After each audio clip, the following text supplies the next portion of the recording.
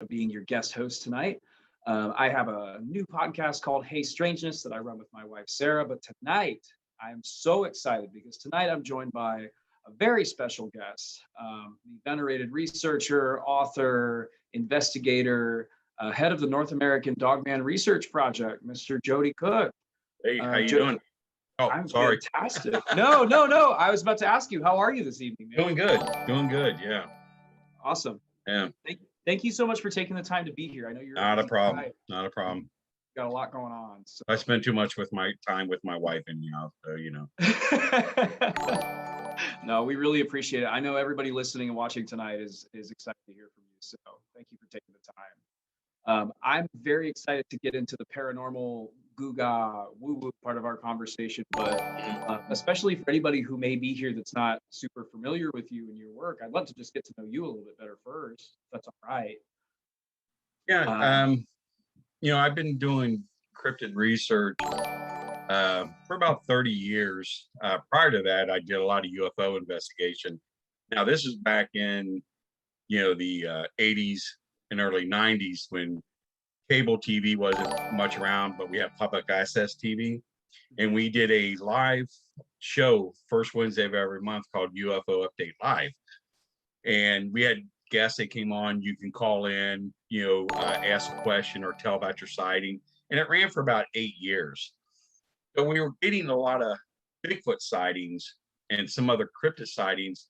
People were talking about connected with some of their UFO encounters. So myself and George Clapperson decided, look, let's look into the cryptid stuff, the Bigfoot stuff, and I kind of like fell into that. I really fell into it heavy. I even left the UFO field because there was just so much going on with the cryptid stuff, and in Ohio was just the information that was coming out of the state was just.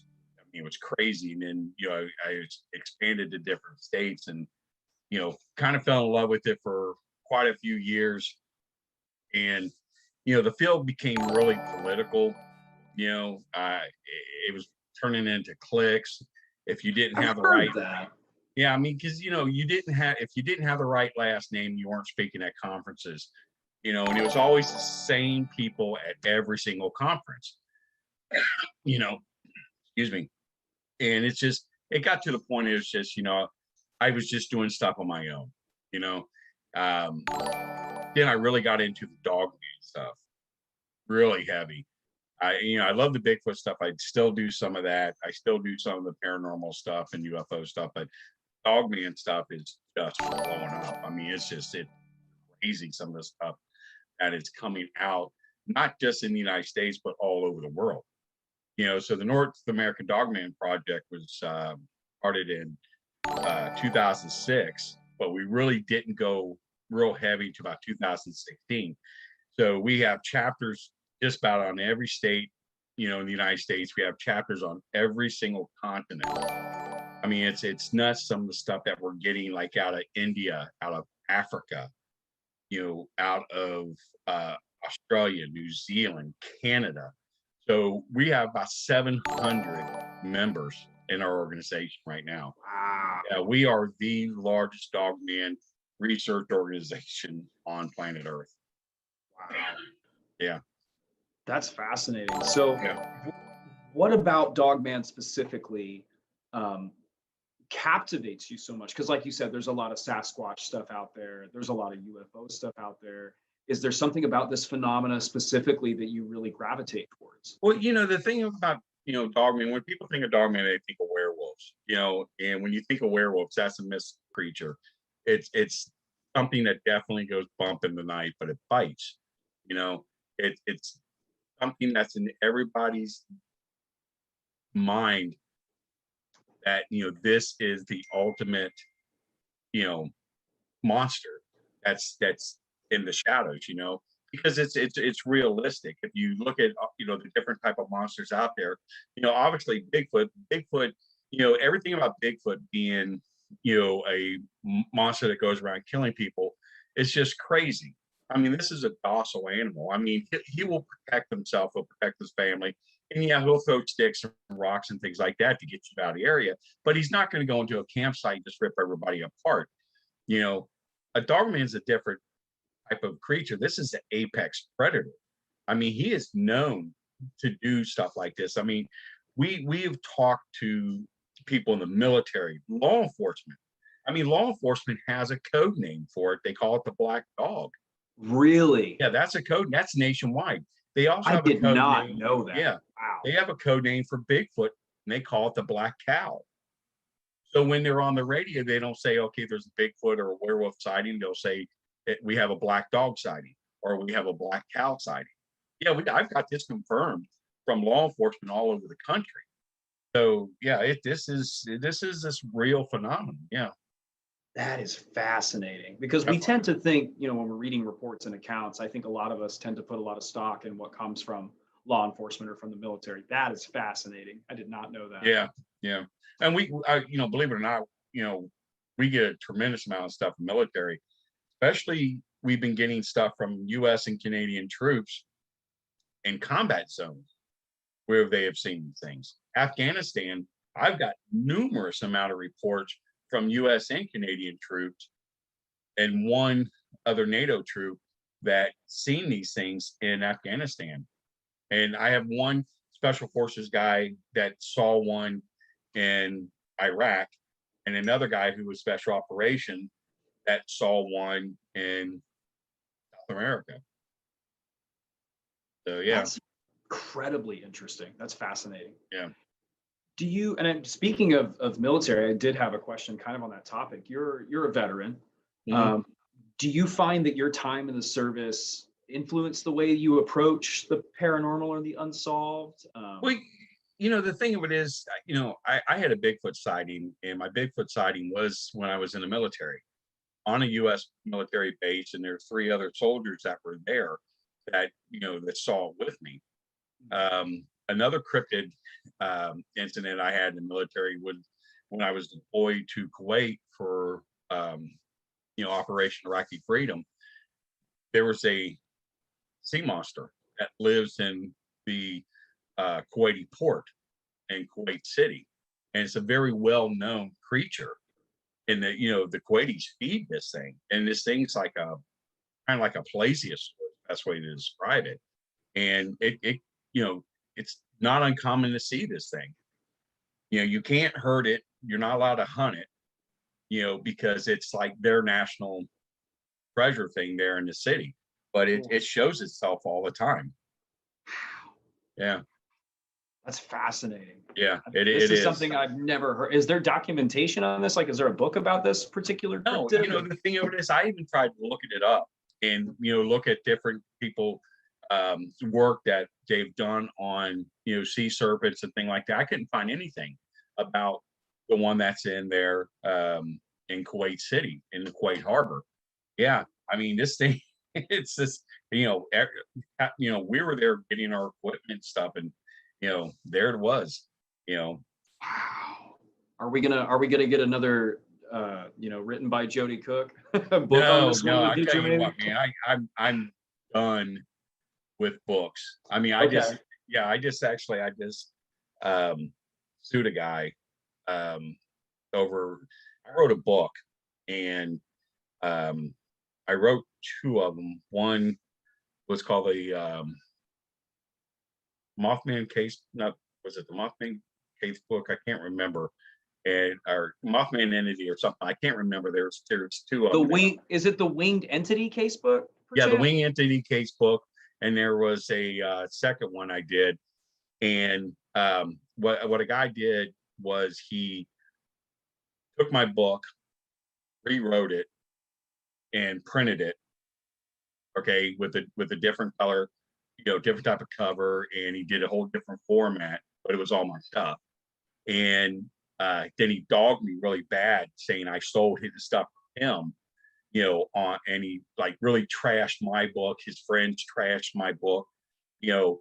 So but you know, of course, he didn't realize that I have a publishing date for my books compared to that might be traceable, maybe. Yeah, it might be traceable. So, but I mean, he did a lot of damage I mean, him and his friends went and, you know, see on Amazon, you can leave a comment about a product without buying it. Mm-hmm. Okay, you can just leave a comment, and him and his friends did that like most all my books because of, you know, the lawsuit, and, you know, but obviously his name wasn't on there, but he had his friends do it, and, you know, I contacted Amazon.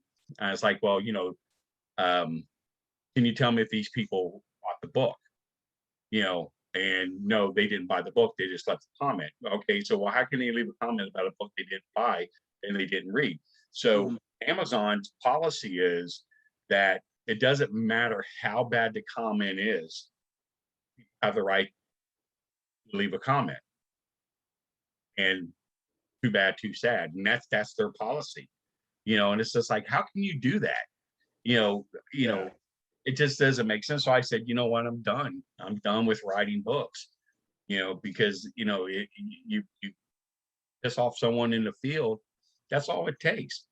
I mean, people did it to a lot of other authors that I know, that just over stupid arguments on Facebook, and they go write a whole negative comment, you know, about their book that's on Amazon, so people don't buy it. But Amazon doesn't care, you know, about that. So yeah, I'm done with that. That's understandable. I'm sorry to hear that. I didn't know you had that experience. That's right. Yeah.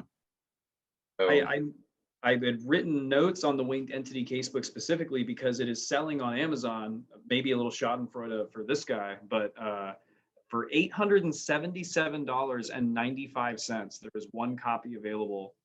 Yeah.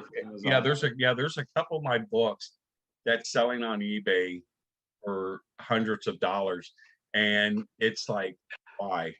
How does that feel? How does that feel to know that something you published is now basically paranormal literature holy grail status? Well, you know, I sat there and I looked at other. I mean, I think to myself, why are my books selling for hundreds and hundreds of dollars on eBay? Okay, why? I mean, you know, I'm not a professional writer. You know, I made mistakes in my book. You know, it doesn't matter how much of. I mean, at the time I was writing, we didn't have Grammarly at the time. You just had a spell check, and even those weren't even correct. You know, and as well as I do, the English language sucks. You know, yeah, it basically makes no sense at all. Right. and my wife. You know, my wife said, "Don't feel bad," because she reads a lot of novels, and she grabbed a couple novels and showed me. You know, these guys are making millions. Look, they made mistakes in their book. They spelled stuff. Oh yeah, yeah. So John Keel made a lot of typos. He made a lot of typos, but the thing of it is, he was one of these people. People didn't care. Mm-hmm. You know, he didn't care. So. You know, my wife's like, you know, you'll don't worry about it. You know, like, crazy. If you want a book, send me an email. You know, because I got a bunch of them coming. You know, I'll let you have it on that. You know, I'll let you have it for my cost, which is like a couple bucks. I may take you up on that. Be careful what you throw out there, because I'm a book nerd, man. That's exciting. Oh yeah, I'm a book nerd too. I mean, I live at half price books. You know, I love half price. Oh my God, that's where you find everything, you know. I found a first edition copy of Communion there a couple weeks ago. But you know what? That's the only place I've never seen one of my books. Yeah, I haven't found you there yet. I've seen a lot of cryptid authors, their books there, you know, where they've actually signed them to people, you know, and the person, you know, King Ginhart told me, he goes, I was at Half Price Books. I found one of my books and I signed it to this person, and they begged me for it, and here it is sitting on the shelf. How could you do that? Yeah, how could you do that? Yeah, it's nuts, but yeah. That's crazy. Yeah. That's crazy. A lot of time to be spent at Half Price Books for sure. Oh my God. Yeah. I can do without Facebook, but I can't do without Half Price Books. Same. I'm right in there with you. Yeah. Because you're located, Joedy, normally in Ohio. Is that correct? Yeah, Cincinnati. Okay. Yeah. Okay. Very cool. Very cool. I'd like to ask you a few questions about the reports you receive and kind of your process of vetting Right. them, if that's okay. Um, would you say there's an average number of reports you get on a weekly, monthly, quarterly basis? Is there kind of an We, average amount or? we average close to about 10 a day coming into the organization. Yeah, anywhere from 8 to 10, 8 to 10 per day, per daily. day. Yeah. Wow. A lot of them are old um, reports. I mean, if you go on our site, there's a map that you can look at. We, Yes. we have a couple people working to put as much of that stuff on the site. There's just so much stuff that we get. Some of the stuff, you kind of weed out because it's just. I mean, it's a really good story until you start reading it, and then you realize, this is crap. That was one of Somebody, my questions for you is yeah. do you get reports that are clearly an exaggeration or clearly totally bogus? Yeah. Oh yeah, yeah. You get it all the time. I mean, we had this one, this these YouTubers, right? Um, did a YouTube show where they just kind of like make fun of people, and they actually made fun of us, our organization. Yeah, and then about 2 months later, uh, they one of them seen a dog man in Europe, and it's like, oh, they want to be buddies now. They want to know. I mean, I'm like, yeah. So, but they were one that kind of sent a report in, a kind of funky one. But now it's just like it's all serious, and it's like, oh, dude, we're sorry, man. We're just kids. you know, yeah. But we get a lot of stuff. Like I said, a lot of the stuff's older stuff, but we get some very credible stuff. And believe it or not, we get a lot of females sending their stories in more than I can't say it's more than men. I say it's probably about 40-60. Really? Yeah, a lot of Interesting. females. Yeah. Interesting. Yeah. Would you say, sorry, no, please No, I'm continue. just saying you'd be surprised. Women love this or love this phenomenon. More, I think, than Bigfoot or any other cryptid field out there. I mean, they're just fascinated with it. I don't know if it's because it's scary or because it's one of these things that they know is there in the shadow. I can't explain it, but there's just some attraction to females to the subject and actually to this thing female. Interesting. Yeah. Interesting.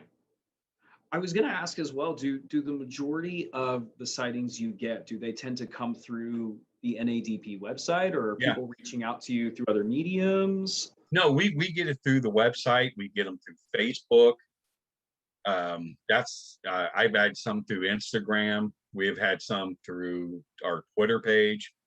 We've had comments through our YouTube page where people have left comments.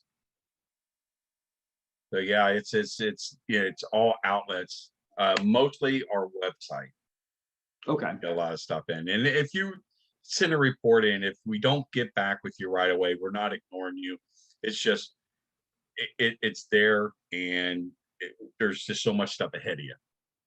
Sure. By the time we get there. Well, 8 to 10 per day, I mean, 365 days a year, you're talking about hundreds and thousands of reports. Like, that's incredible. I mean, like last year for COVID, we hardly got anything because people weren't going out because everybody was at home. Just this year when everything started, opening up, we were getting, 3 or 4 a day, and then 5 and 6, and then 7 and 8, and up to 10. So it's odd, weird. People are getting out, but if this COVID thing continues, then then obviously sightings and stuff are going to go down in the winter. And actually, there is no difference really between winter, summer, fall, and spring when it comes to sighting. It's pretty much about the same. Interesting. Yeah, So it because just depends on who's out there and who's in the well, field doing things. here's the thing: predators, and I say dogman is a predator because that's what he is. Okay, predators stay within the area that they live in. Okay, if the food source is there, if the water source is there, and the environment's fine, they're going to stay there. It doesn't matter what time of season of the year it is. Okay, Sure. it's the same thing with humans. Most humans, we live within 10 miles of where we're. Okay, the only time we leave our environment is either through a job, your military service, a divorce, or some type of natural disaster. Okay, that's the only time. Otherwise, you're within, a 10-mile radius of where you were born. Same thing with predators. They would stay within that same area, and there's no need for them to expand out because, like I said, as long as the food source and water source is there, and nothing happens to the environment, they're not. But in some cases, you're gonna have rogue ones that's gonna say, "Hey, I know there's something beyond the wood line." And Sure. and they're going to go. But when you look at the reports as a whole, okay, going back to, I think the oldest one we've got is in the 1800s. So they were basically in certain pockets of the country, and it's expanded out. Well, it's expanded out because you had some that just decided to leave home and expand out. So they met up with other ones and they created packs, families, and things like, to that source. So you have it now all across the country, but, back in the 1800s, going all the way up to probably the 1970s, it was just a small pocket. 1980s, 1990s, 2000, then it's, I mean, it's all over the country and places you would never expect, these things to be. That's fascinating. Yeah. So they're where they are. They're not interested in moving from place to place unless No, they.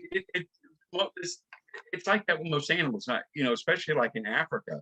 Okay, animals in Africa don't migrate until the rainy season comes because if they don't, they're going to drown. And then when the rainy season's over, they migrate back. So that's normal for some, for that type of environment. In our type of environment, the foods, especially say like Ohio and Pennsylvania and West Virginia. I mean, we have like the largest amount of deer population and probably anywhere in the country. Okay, that's a food source. You have a lot of roadkill. That's another food source, to them. You know, you have the rivers, you have smaller rivers, you have a lot of lakes. So that's the water source. And you have a lot of woods and a lot of federal land and a lot of state land. So they have a home. Now, dogman, that one of the things that we noticed is a lot of these areas that we're finding are dens that are in the ground, which is very typical of what a wolf would do. You don't find a whole lot of structures that's up, other than what you would see like in the area where Bigfoot's at. But we know that they're within the ground. They're in some type of a den underground that's covered in a lot of foliage and stuff. We've found areas that have a whole lot of foliage, and when you walk through it, you end up seeing where something's burrowed into the ground there, a big enough den, for a lot of them to come, to live in. I mean, there's one person we're talking right now. The guys had the property's been in the family for like 6 generations, and through all the generations they have seen these things, so they know that they're there, and they know not to go into the woods, and they know that they're in dens in this area because as kids they went after looking for them, and they would find these dens, and this guy's like, yeah, I can tell you where every one of them is. They're typical large caverns in the ground where these things are living.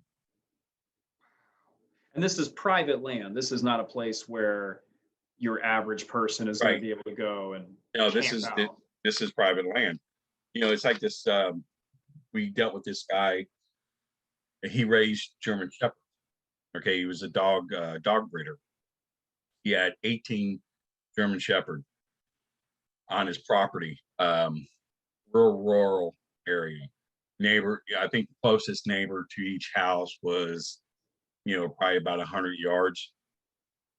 A lot of land, a lot of woods. And him and his daughter was out one day, single father. His daughter was like 6 or 7, and they were out in the woods, just walking, having a good time, and they saw Dogman. And at first they thought it was, one of his dogs that might have got out because it was running on all fours, and then it started to stand up on 2 legs, and it started to go from tree to tree to tree. Watch him. Then they realized that it wasn't one of his dogs. So he goes back. Nothing happened that day.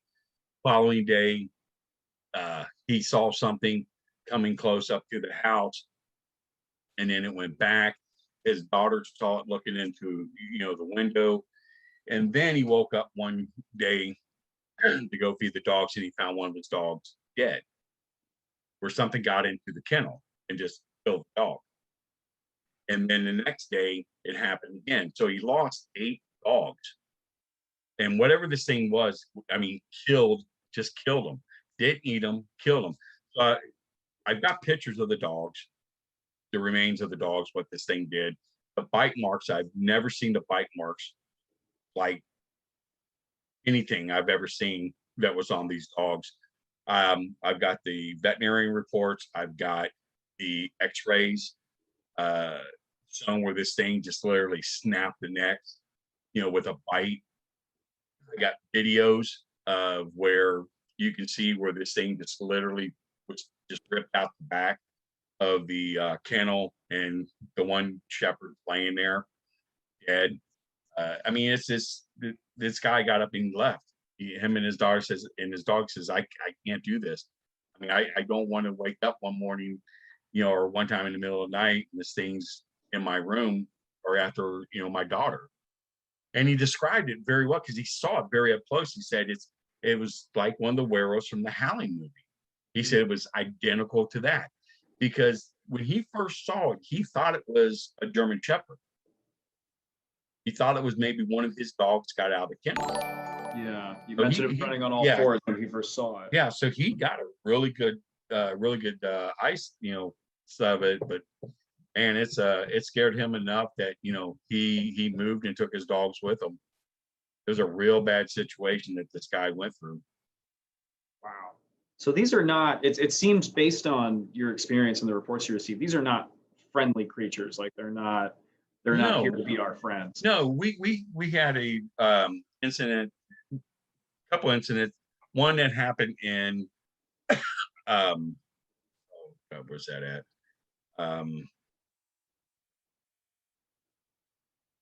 Where's the Skinwalker Ranch at? What state is that? Uinta Basin, Utah. Correct. So this was a mile away from the ranch, Walker Ranch. Okay. Wow. The people in this area, there was like maybe eight houses in this area, all farmland. Now they knew there was a Bigfoot in the area. Okay, they've seen it. It never bothered the livestock, never bothered them. If they would see it go through the field, they would hear it at night making screams and stuff, but it never bothered anybody. And then one night, someone's cattle got attacked. Something ripped, totally killed the cattle. And then you had pets coming up missing. Then, they were finding remains of deers. And they knew it wasn't the Bigfoot. They knew that it was something different. Well, at this one particular house, this woman raised horses, and 2 of her horses were attacked. And we have the pictures where somebody tried to get it from behind. You saw the scratch marks, and then one where obviously the horse was fighting it off because there's a 5-claw scratch going down the front of the chest of the horse. Yeah. So the following night, the daughter hears the horses go bananas. So she looks out the window, and they have a security light where her window is the corral, and the security light pops on. She says that there was this dog doing like a army crawl going up against the corral, and she saw the tail chagging. I mean, she said this thing was 8-9 feet, and it was a dog. She saw the high pointed ears, the snout. She drew this real beautiful picture, and she's like 10 or 11 years old when she saw this thing. So we know that that's what they were seeing. So one night they said they heard these horrible screams. They knew the one was the Bigfoot, the other one they did not know. And whatever this thing, they were fighting each other in the woods. And all the neighbors are coming out listening to this thing. Yeah. And ever since then, they never saw he said they never saw the Bigfoot again until this day, because I talked to him a couple of days ago, actually. And she said that no, they still have not seen the Bigfoot. They've seen this creature, but they have not seen the Bigfoot ever since that night. So they don't know if this thing killed the Bigfoot, or ran the Bigfoot out. But they said, yeah, this is a dog man that's in the area. And, the police have been out there numerous times trying to find this thing. And, we've been out there. It's not going to be found unless it wants to be found. To say it knows its territory, clearly. Yeah. It knows what it's doing. Do you believe, and we hear so much about Skinwalker Ranch, there's so much phenomena associated with that. Do you believe there might be a dogman connection to there is. And here's the thing. I talked to quite a few people that connected with the Skinwalker Ranch show. They know that there's a dogman or a large canine that's in that area. Okay. There was Brian Skinner, I think, did a show with them. Okay. He had an encounter, and they cut that section out when he was on the show. They want to stay away from that because they want to keep the Skinwalker Ranch show, UFO connected and strange phenomenon connected. Because they figure if they go towards the dog man stuff, or if they go towards, the dire wolf, then that's going to take away from what they're doing. And trust me, they're getting a lot of slack from people because they won't talk about it. I'd be surprised, if that show lasts, after this season, because it's just, people are tired of seeing the same stuff when it comes to Skinwalker Ranch, when there's, a lot of cryptids involved in that ranch. Sure. Yeah, we've heard the portal theories. We've heard the UFO reports. We've heard about the mutilations, but that's very, very interesting. Yeah. Because so much goes on in that part of the country in the Uinta Basin. So I wondered if there may be. Well, they're having a lot more incidents outside of the Skinwalker Ranch than they are in the Skinwalker Ranch. I mean, yeah, it's unbelievable some of the stuff that's going on out there. Native Americans will tell you, I mean, there's a lot that they're dealing with. There was a show on about tribal police when all the big cop shows were like really hot back in 2007, 2008. And they actually tracked one on their show up in the mountains, and you were able to see the eye shines of this thing. Yeah, but I can't remember the name of the show, but it was dealing with one of these tribal police. Yeah, it was interesting. After that, the show went off the air. How crazy is that? Interesting. Oh, I'm gonna tell you something. We had a contract with A&E, okay, to do a show, and we filmed, okay, put a lot of time, effort, and everything in for this. And when it got back to their executives, it's basically scared the crap out of them so much. They was like, they didn't want to do the jokes. They felt, I mean, we had good stuff, okay. But this was about Dogman specifically. Yeah, Dogman specifically. Yeah. Okay. And they decided not to do it. They even had the U.S. Forestry Service request to them not to do the show. I am not kidding you. Yeah, they were not candid, or they were candid about it. They had no problem telling us. They said, yeah, U.S. Forces will not do the show. I'm like, U.S. Forces Service does not pay your bills. Yeah, why would they care? I mean, to put it simply, why would they care? Yeah, why? Well, they do care because they know that there's something out there. Why do you think they want to do that? Why do they want to suppress the possibility of discovering an unclassified species? Like, what could the motivation for that be? The thing of this is because Dogman is the apex predator. Okay, if people knew werewolves really existed, okay, you're going to have people out there that's going to want to go out and kill these things.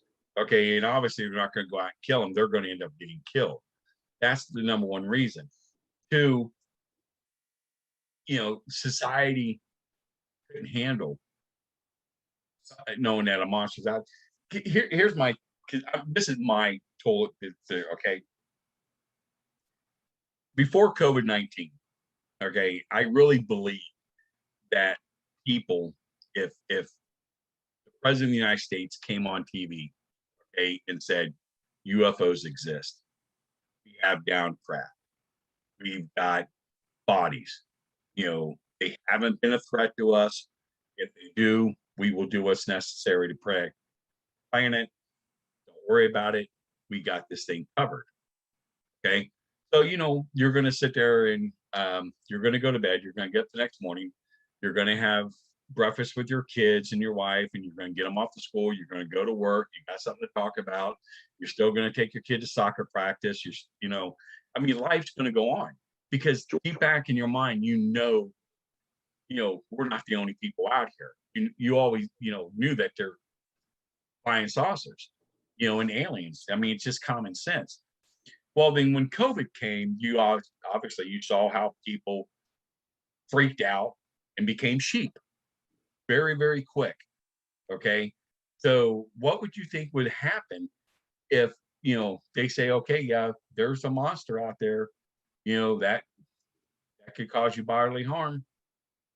People aren't going to take away. I mean, I really felt people were strong enough to handle, the existence of UFOs. But I mean, my God, they can't even handle the fact, with COVID, they're already suppressed and lining up as sheep for the slaughter. So it won't go over well. Well, and we've seen people like before forming vigilante squads, like really any major cryptid case I can think of. People have shown up en masse with guns and flashlights, right? And you have people getting injured. People are going to get hurt, and they're going to hurt themselves before they would hurt this thing. Sure. Okay? When it comes to Bigfoot, Bigfoot is a financial being.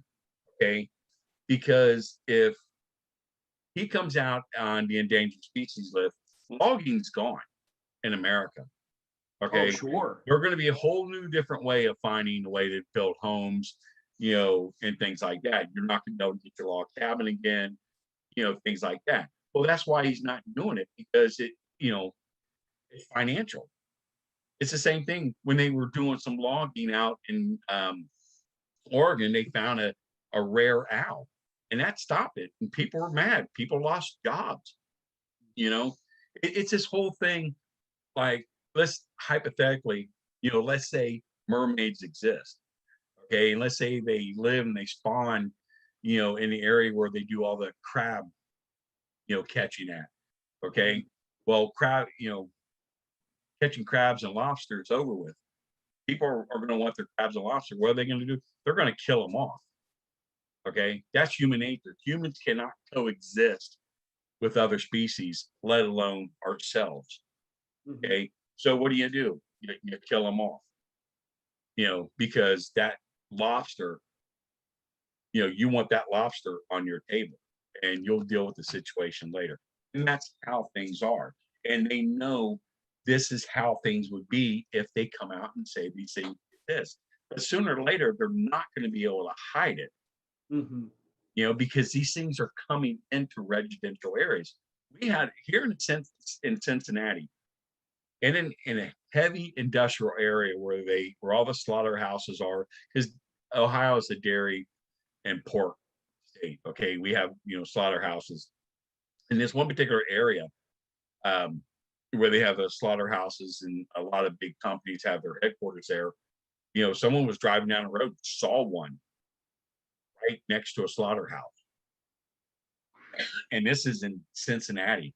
You know, northern Kentucky, one saw one in a residential area on the wood line there. I mean, so you're getting more and more of these sightings.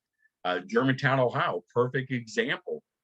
Um, everybody's been seeing this thing since the 1970s when Germantown was being built up and expanding, which residential areas. In this one particular street they built was called Butter Street, and it went deep into the woods.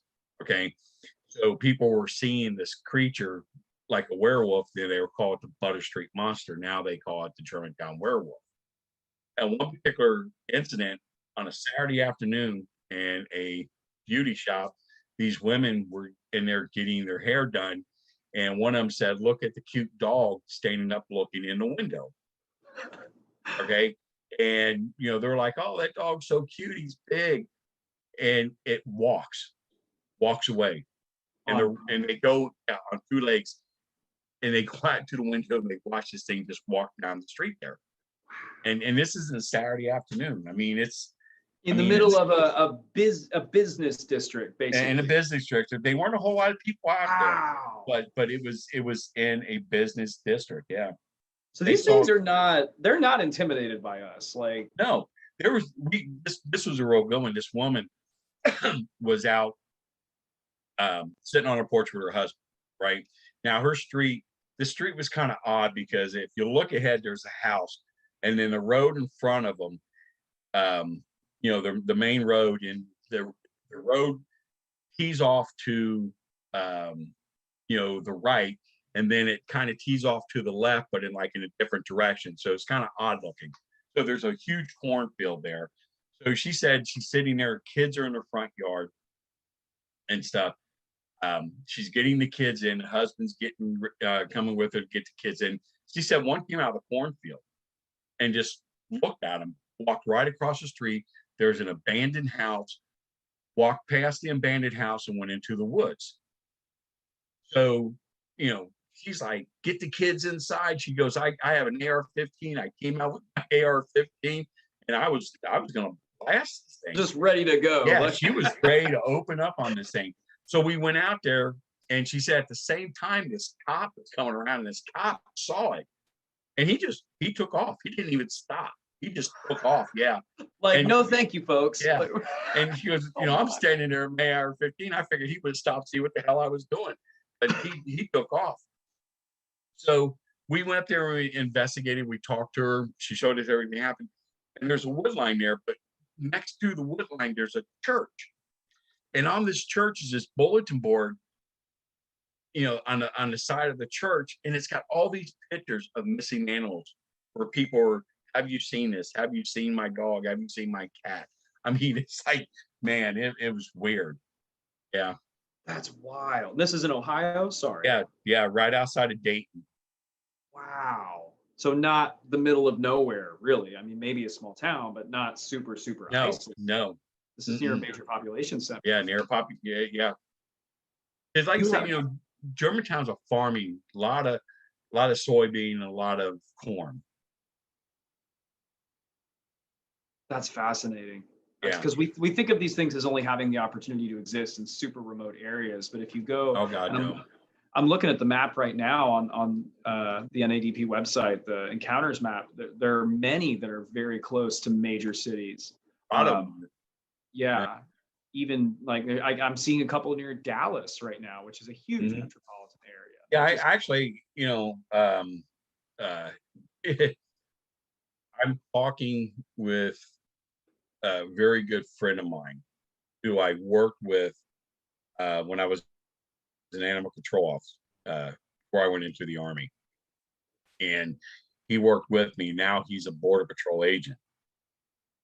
And he said they're all over the border. He said is, they see these things. They're told not to even shoot at them. They're told to just stay away from them. I mean, they're finding people mutilated on the border. Yeah, I mean, it's some crazy stuff. And he wasn't doing. We were, before he even told me about this, I had a Border Patrol agent in Texas contact us and said, yeah, these things are nuts. We found some migrants that were just totally ripped apart. I think there's a bigger dogman presence in Texas than what. There's a big one. It's huge. It's huge. And Louisiana is too. I mean, we even had DEA, Louisiana DEA contact us. Some of their guys were out on a training exercise and ran into a few of them. And I mean, and when we got that, we're like, oh, DEA, yeah, right. But these guys showed us their badge and ID. They, showed us pictures of them.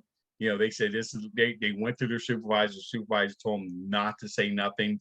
They wanted to see what they done. They looked it up. They ran into our site, and they said, yeah, it scared them because they're snipers and they were training and they're were in ghillie suits, okay, and they're coming down a road wearing ghillie suits, and a few of them came out of the road, out of the wood line.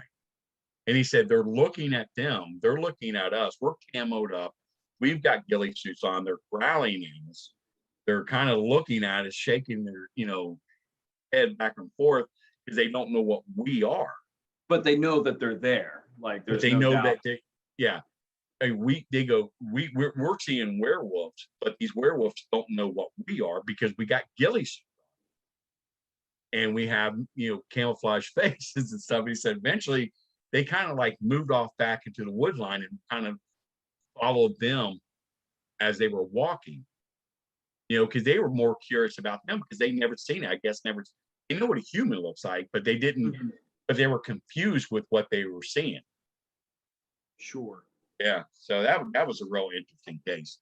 That's fascinating. These military and law enforcement encounters I find so fascinating because you're talking about people that really stand to lose a lot by coming forward with this information. Like there's really no motivation for them to lie as far as it's not, but the ones that deal with military, their dogman encounters are very connected to extraterrestrial UFO, okay, which is really kind of a weird situation because the first one we got, okay, I was talking to this guy, I was military at the time, and I was at a paranormal conference, and I was talking at the paranormal conference, and then there was a restaurant and bar connected at the hotel where the conference was. So I'm at the bar. The guy, at the bar, sitting there, he was asking, what's going on there and stuff. I told him paranormal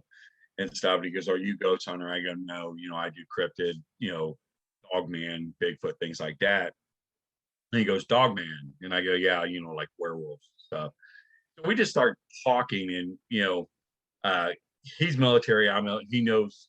We know each other militaries. We talk about different bases where you're at, and we really got to know each other real well just sitting there, drinking. And he kind of opened up to me. He goes, I'm former special forces. I was with the 7th group. Now I am with a black project group. I'm military for them. And what we do is we recover down UFOs. That's our job. The military doesn't do it. We're contract that does it. And he goes, there was an incident. He goes, back in the 1970s, the United States got in contact with a new species of alien that they've never seen before. It was a canine species. Okay, very predatory animals. So they end up getting a down craft. So they got a couple survivors. So they're so dangerous. They were not allowed to be held in the United States. They were held in a military compound in South America. So he said they're extremely intelligent, they're problem solving, but they're predators. And he said, you're just imagine a wolf wearing body armor is what type of the outfit they have. It's almost like a body armor type thing.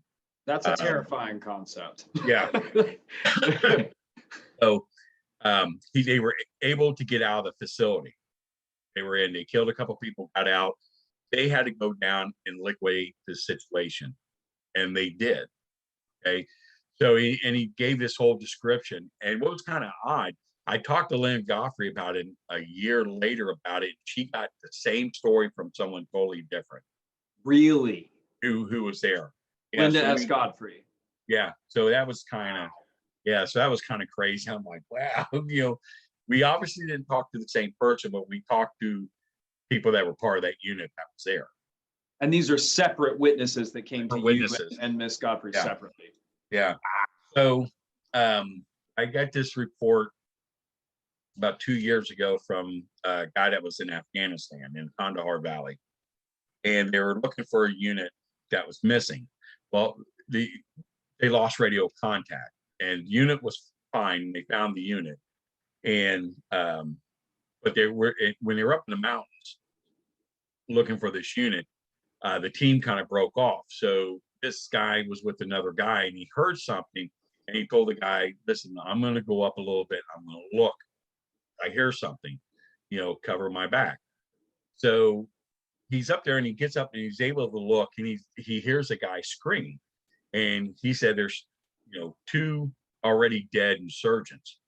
And then there's another one that he said, he goes, dude, I'm telling you, these things were werewolves. They were dogs wearing like body armor. And this one like had a sword and like cut this guy like in 2. And this is in Kandahar. This is in Kandahar. Okay. So he goes, yeah. And he goes, then they start sniffing the air like they picked his scent up. And he goes, one was standing real close to the other one. He goes, he took the back of his hand and he hit the other one's back of the hand. He goes, they didn't have helmets, they didn't have gloves, and they didn't have boots. You were able to see the dog's foot. It was just, how the uniform was. And it went behind some bush and rock, and he said there was like a blue light that shined, and then they were gone. So yeah, we get stories like that. So I'm like, okay, that's 2 stories I got where werewolves were wearing body armor. So I'm doing my research, and I sit there and look, man, something, there's a connection, right? So I'm looking, I love Star Wars. So same. So I do some research about this. Now, oh God, I can't even think of his name now. The guy that wrote Star Wars. It's at the tip of my tongue. I can't remember. The guy that wrote Star Wars. What's it? Lucas. Lucas. George Lucas. Okay. Yeah. So George Lucas was a Mason. Okay. So everybody that ran NASA was a Mason. Okay. There's a big Mason connection with NASA. Okay. So George was able to see things that no one else was ever able to see. Okay. When he did Star Wars, they helped him out a lot in Star Wars. Okay. Perfect example. You can look this picture up. Richard Hoagland. Have you read Richard Hoagland? I've not. No. You got to look for a book. You can most likely find it at half price called Dark Mission by Richard Hoagland. And he talks about the connection Masons with NASA. But I think it was the Apollo 11 mission that they found a crashed vehicle on a crater on the moon. And there was parts of a robot that was there. And they went down and they retrieved the remains of the robot. And they had a color picture. Well, Richard Hoagland was able to get that colored picture, okay, of the alien, the robot, identical to CP30. I kid you not. Google Richard Hoagland, Dark Mission, robot head, and it will pop up. And you'll see people posting pictures of it next to CP30's head. I kid you not. And this is before Hoagland did Star Wars. Okay. So in the bar room scene in Star Wars, there's 2 werewolves. Yes, the Bothans. Yeah. Now, a year later, they put a book out about the different characters of Star Wars. That werewolf's in there, and he's wearing body armor, and I have that picture. It's identical to what they all saw. It has no boots on, it has no gloves and a hat, and it has a weapon. Now, how did he know this? Okay, unless he saw pictures of this. You have to understand, Star Wars was what, 78? So we came in contact with this species of dogman type alien in the early 70s. So he would have known about it by the time he did Star Wars. And Rick Baker even said that, that werewolves were not something where they just needed extra mass. They specifically were made for that movie, for that scene. And there was a bigger scene with them in there that got cut out. I was going to say, and because there have been recuts of Star Wars over the years, weren't the Bothans removed from some of the later versions, if I'm remembering it correctly? They were removed from the later version, but there was a much bigger scene of them in the original one. Now, someone told me, who's a big Star Wars person that knows everybody in Star Wars, knows people that did Rogue One and stuff. And he said Rogue One was going to have a scene where these dogmen in body armors was going to be in that one particular area where the gun battle took place on the planet before they blew it up. Mm-hmm. They were going to have them in that scene there, but it got pulled. And I'm like, man, how cool would that have been? And that's always bothered me, just to go on a very brief Star Wars side tangent, because Mon Mothma says in the first movie, many Bothans died to bring us this information. But then we get Rogue One, and I didn't see any Bothans. So that's very interesting. Dang. Yeah. Dang. I mean, it's crazy. Here's another thing. I had this high-ranking Air Force officer contact me, and he said, I've worked with, projects. He said, the Space Force is real. It's always been there, since the 1970s is when it was started. And there's an actual Space Force already in existence. Donald Trump, or President Trump, just basically made it real. Okay. But it's always been there. But he said they've dealt with different alien species. Okay. Where they work with to get technology, they trade things. But he said there was one particular alien species that was basically compatible with Earth, meaning that they were a little bit more technology, but we could beat them if it came to an all-out fight. Okay, but what this alien species did was they had not drones, but they had clones, and these clones were like werewolves, like dogs wearing body armor. And now this is what this guy's telling me, okay? And he said he was on the ship. He saw them. He said there were thousands of them, all wearing like a body armor, but they were like werewolf's heads, like a dog, like a wolf. Excuse me. And what this alien species did, they would go to a planet. They would drop these clones off. They would create havoc. They would come in and kill the clones off and save the planet. So now the species of that planet is grateful to them. They're friends. They start a, friendship, a federation type thing. And this alien species would get into the population, then they would get into government, and then eventually they would take over. Kind of like how reptilians are doing here, I guess. I was going to say it sounds a lot like the reptilian. Yeah, it sounds a lot like the reptilians. What you're describing. Yeah. So they never did it to the United States. Okay. or to Earth, but they have done this to other alien species that are weaker, that are not warring species. And the thing of it is, like Earth, you have to look at it this way. Earth is a very warring type people. We kill each other over the craziest things, the right? dumbest things, right? Yeah. So and like he said, he goes, look, you have to understand, sooner or later they're going to be a warring race that's going to want to pick a fight because we're a challenge to them, you know. But he was talking about the species, and I mean, it's like that's kind of hard. That was really hard to swallow, because to me it sounded like Star Wars Clone Wars. I thought the same thing when you said clones. Yeah. I was like, oh, so like the Clone Wars. Yeah, but I'm like, oh, yeah, okay. But that's fascinating because this creature, this cryptid, really runs the gambit all the way from possible extraterrestrial stuff we hear about, spectral and possibly ghost demonic theories that are attached to it. It does. I mean, it's very supernatural. We get reports where people have seen these things come through dimension, or just disappear. They were able to cloak.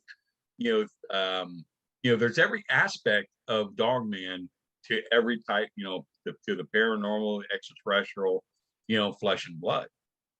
We did a podcast one night. I think it was Halloween night. We did this about 2 years ago, and it was a live podcast. We asked people, what do they think Dogman is? And believe it or not, a lot of people felt it was more supernatural than it was flesh. That's very interesting. I hear that come up a lot in the things I read and some of the podcasts I listen to. Yeah. Yeah. Joedy, it's been a little more than an hour, and I want to be as respectful of your time as possible. But I had one final question I was hoping to save for the end here, if that's okay. Right now, there are a lot of new researchers, filmmakers, investigators, enthusiasts entering the field of the paranormal and the unsolved, and cryptozoology, specifically, it seems like. Do you have any advice for those folks, or is there something you wish you'd known when you started 30 years ago? Well, the biggest thing is you have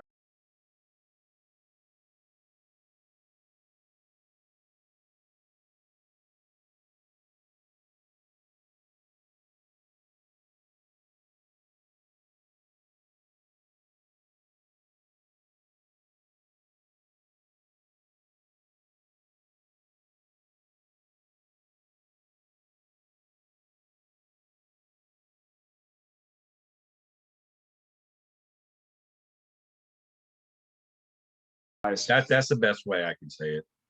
Thank you. No, you heard it here, folks. You heard it from Mr. Cook. Be skeptical. Man, you got to. Yeah, I mean, because you're gonna find it. Yeah, I love that. Yeah, I mean, the thing is, it's like this. I've been researching Land Between the Lakes, okay, since 1987. And if you're familiar with Land Between the Lakes, right, where the family was allegedly massacred by Dogman. No, I don't think so. Yeah, back in 1982, there was a family that went there, okay, and allegedly the family was massacred by a Dogman. The little girl was found in a tree, half eaten. So I've talked to like 6 different law enforcement officers that was on site when this incident happened, that were there. And it's been the legend of Land Between the Lakes for, like I said, since the 80s. And then, there's a handful of researchers out there that has actually spent time in that park, dozens and dozens of times, including myself, that has investigated it. So when it comes to the skeptic part, there's a new guy that came in saying that he's a survivor of the attack. And, he was friends with the little boy. I mean, his story is just so crazy, but people were buying it, but you got to use common sense, because You know, the thing of it is, when you have a legend and you have a story, if the story with Land Between the Lakes has not changed in 28 years. Okay, when you have a handful of people that are talking to witnesses, if this guy was a survivor, you would have heard it somewhere within that 28 years. Okay, some of the other researchers would have heard something about it. So that's what I'm saying. You've got to be very skeptic when you deal with, you know, cryptid stuff. You know, if they're not willing to provide information or give you a real name, stay away from it. You know, I mean, we interviewed a guy on his deathbed that worked for the state of Kentucky that saw one kill 2 people down at LBL. Wow. Yeah, and you know, we got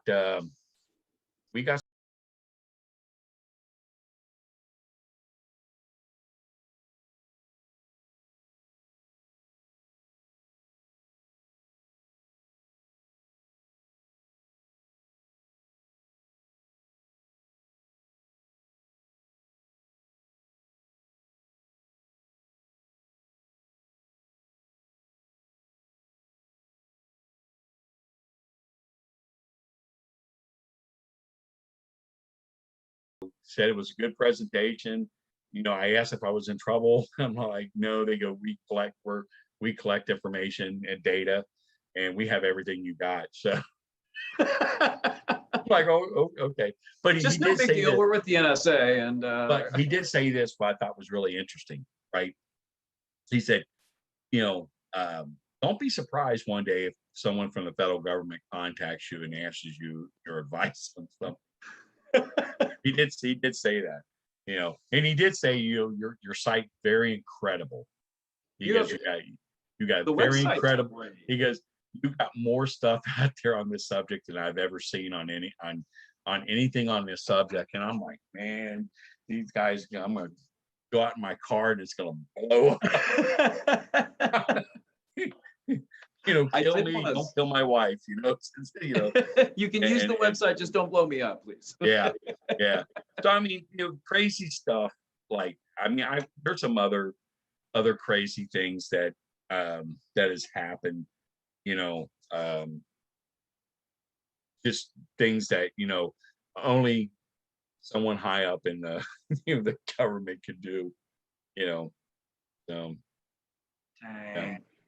That's But fascinating.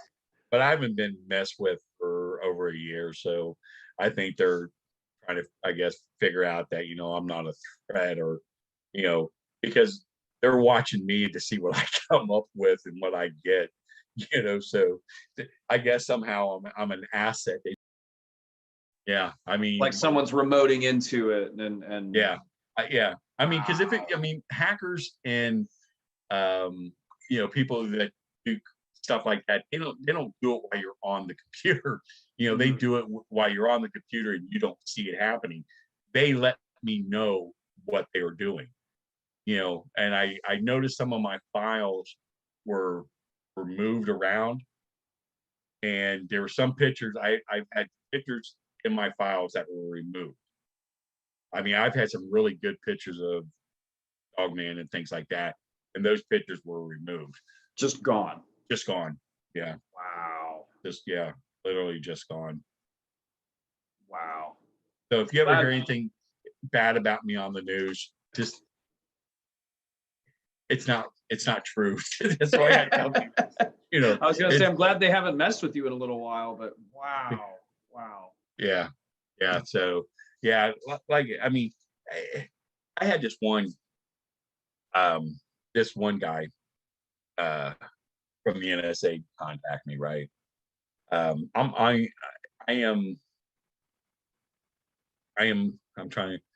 stubborn. Okay. I'm extremely stubborn. I will stand my ground. And this is an incident that happened twice. Okay. I had an issue with my phone bill. Okay.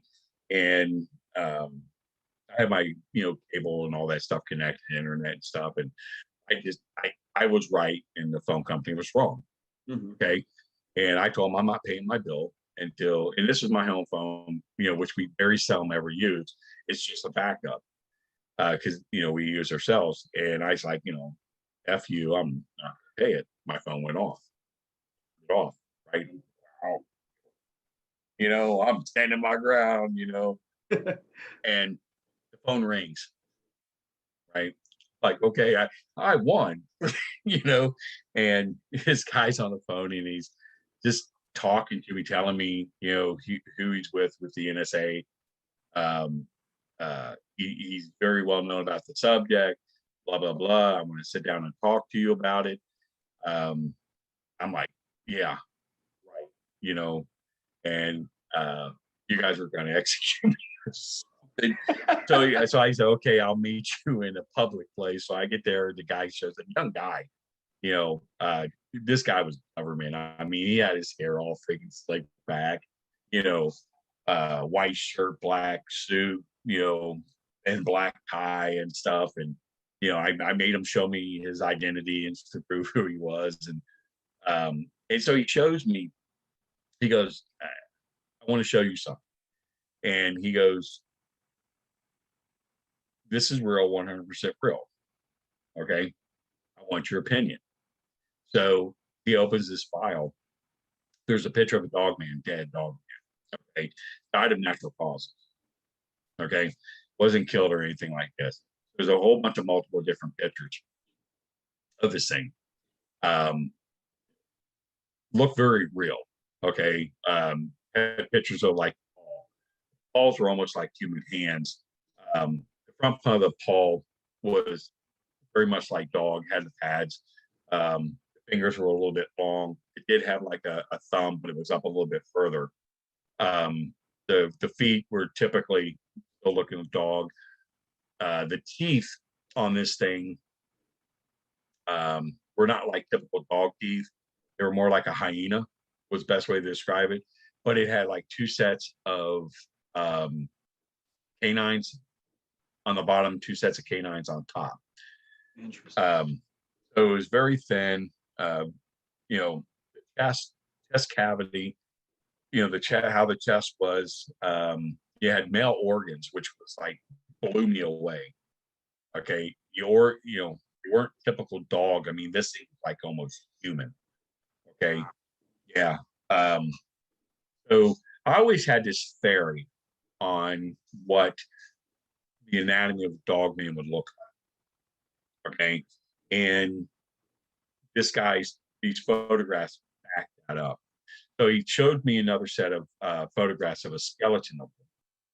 Okay, and the chest cavity or the chest, I've always said, okay, because we would get reports of where people would see dog man and they would hear like a popping sound when it stood up. Okay, so I always thought, well, maybe this thing had a separate set of sockets, and that's what the popping sound is. Well, in that the chest, where people said they had shot this thing and done nothing, I said, well, the sternum is probably this big, thick bone that covers most of the chest, and you just see the small parts of the ribs on the side to protect the organs. Well, lo and behold, the skeleton just like this. Now, I've always said this, and the skeleton that they showed was very similar to what I've always said. It had two sets of joints, on each side and on the hip. So when it was down on fours, it would be in one joint, but when it stood up, it would be on a second joint.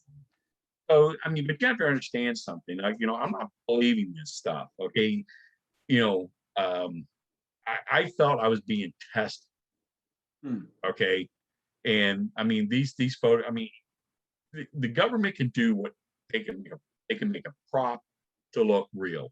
Okay, with prosthetics and stuff. I mean, with with those lifestyle faces, and things like that. And I'm sitting there thinking, this is what this is. Okay, they're just screwing with me. But it's like, what? Why would you want my opinion on what this is? Why would you come as this person? Why wouldn't you just come as someone who's a researcher, present yourself that way Sure. and say, look, there's different ways you could have done it.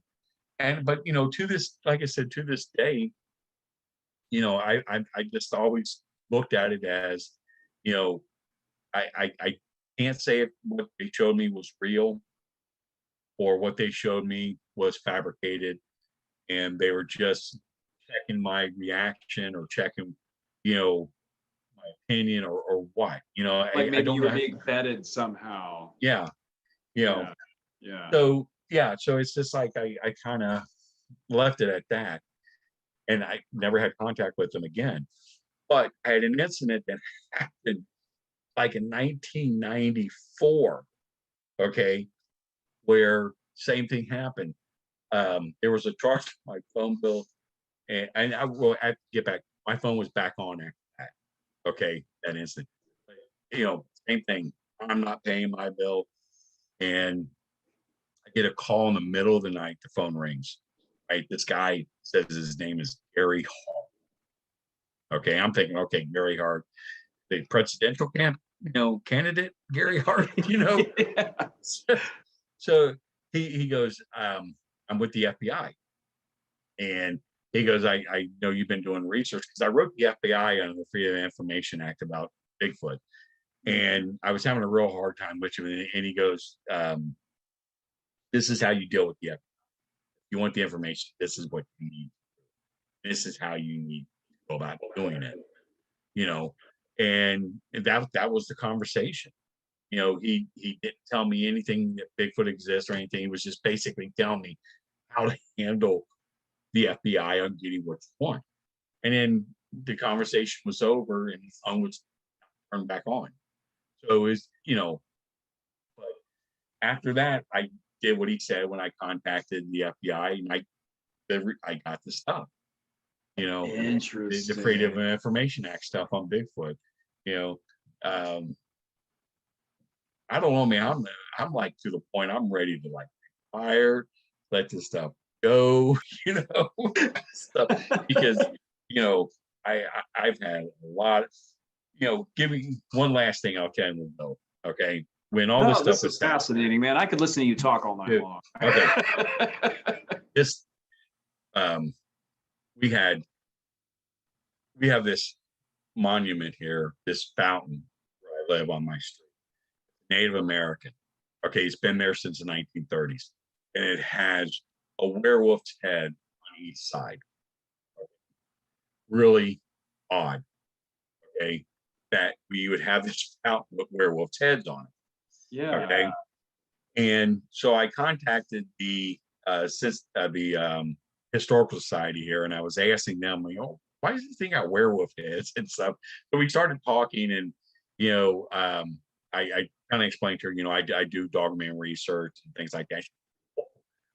He's a friend of mine, and her husband was walking over because they just built this park, like across the road, and it's got like a mile walk around it, but it still has woods.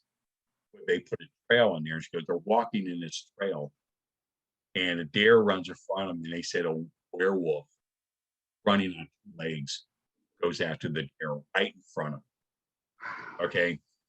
So they go, you need to talk to them. This happened the other day. Okay. So I'm talking to them. They took me out there, showed me where it was. I found two beautiful prints. One of them's almost like a hand, that big. Now, I've got a 150-pound male German Shepherd, 6 years old. And I made made a print of a cast of his print. And the print from this dwarfed my dog print. Okay. So this thing was huge. Okay. So the day after I noticed, I never see a police officer on my street, okay, unless there's an accident. Police were all over the place. Okay. Just driving all around. My wife said when she left that morning at 5, she said there were 4 black SUVs blocking the entrance of the park. Okay. Yeah, I'm not kidding. She said it was there for like 2 days. Saw this, right? So my dog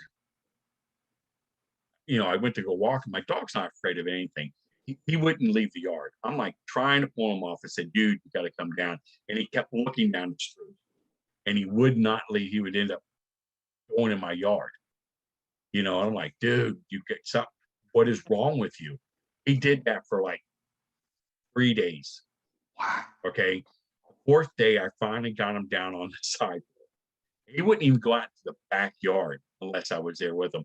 And we have this bay window, and he would just watch out this bay window, And the fourth day, I finally got him down here, and he's like looking down the street. He has this stance, and I noticed that his ears are up, the hairs on him's up, his tail. And I'm looking down the street, and I see, and there's a house catty corner, and the house is no one was living there at the time, and there's this huge tree, and there's this large dark object down by the tree. And my dog's just like looking at this thing. And there's a street light so you can see it, but you can't really make out what it is. So this car's driving down, and this is 5:30 in the morning. So the car's driving down the street. Okay. And you see it slow down. He's hitting his brake lights, and then he just like falls ass. Whatever he saw scared him. So I get my dog in the house. So I'm looking out, I see nothing. So I'm like, I'm going to go lay down a little bit. Okay. Then my dog just, probably about, half hour later, my dog goes ape crap. I mean, he's going nuts. I'm looking out there. I don't see anything. Okay. So I'm calming him down. I go back, lay down. I wake up. I'm going to go out, get a cup of coffee. I go to open my door, and there's a large dog handprint right there on my door, up on the window. Yeah, I got a picture of this thing. Okay, this is you see the nail marks. I'm not kidding. I'll send you a picture. So love to see that. Wow. Yeah. So the front part of the paint on my car was coming off, and something was like on there. Okay, and it ate the paint off. So I was out there one morning starting my wife's car up. My car's behind there, and the paint's already off the hood of my car, and I'm getting ready to go get the paint job, get it done. And I noticed there's a paw print right there. You can see it perfect. I'll send you the picture. It's really weird because the print actually stayed on the hood of the car, and I'm thinking it urinated on that spot. Okay. But yeah, there was something there. Okay. So I talked to this woman at the Historical Society, and I tell her everything that goes on. So 3 days later, okay, my wife leaves for work. I'm gonna go. I can't remember. I was getting ready to go to VA that morning. That's right. And my dog always looks out the window there. I forgot my wallet, so my car's running. So I have had a different, key off, went into the house, come into the living room, grab my wallet laying on the kitchen table. Now my dog's sitting on the couch looking out the window. This is just a matter of seconds. Okay. So I'm coming in to the living room. He's on the couch looking out. I grab my wallet off the table. My dog's down. He's down on the floor. Okay. Just down on the floor. And my car's okay. So I'm like, he should have went off, and something prevented him from going. Wow. Okay. So my car's down. So my car's about a half mile down the road. Okay. So I called the police. The police didn't show up till like 9 o'clock because there was an active shooter in the area. So the cops like, what does a car look like? Blah, blah, blah, blah. Well, yeah, it's like on the street.